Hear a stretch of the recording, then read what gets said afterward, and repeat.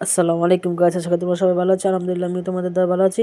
প্রতিদিনের মতন আজকে তোমাদের মাঝে আসছি রান্নার ভিডিও নিয়ে। আজকে গাছের লাউ শাক দিয়ে চিংড়ি মাছ রান্না করবো। ফার্স্টে তেল দিয়েছি, পেঁয়াজ কাঁচামরিচ কিছু দিয়ে দিয়েছি, পেঁয়াজটাকে ভালো করে ভেজে নিয়েছি।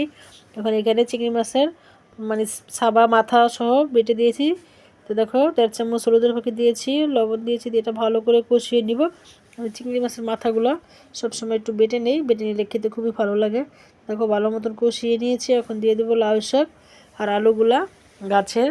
তোমার লাউ শাক অনেক অনেক টেস্ট গাইস। কোনো এখানে আমরা সার ব্যবহার করি না, কোনো কিছু ব্যবহার করি নাই। তোমাদের ভাইয়া লাউ শাক পুঁই শাক গাছ লাগাচ্ছিল বাড়ি করার জন্য, সবগুলা গাছ কেটে ফেলেছে।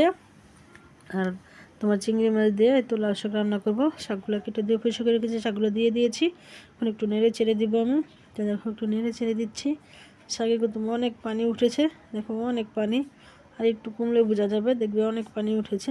তো শাকটা নেড়ে ছেড়ে আমি আবারও ঢাকনা দিয়ে রেখে দিচ্ছি। তোমরা এইভাবে লাউ শাক রান্না করে খেয়ে দেখো, খুবই খুবই ভালো লাগে। একদম মধুর মতন লাগে, কারণ গাছের লাউ শাক তো খুবই মজা, খুবই টেস্ট।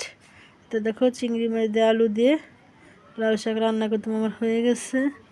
লাউ শাক রান্নার রেসিপি যদি ভালো লাগে লাইক কমেন্ট শেয়ার করো। আল্লাহ হাফেজ।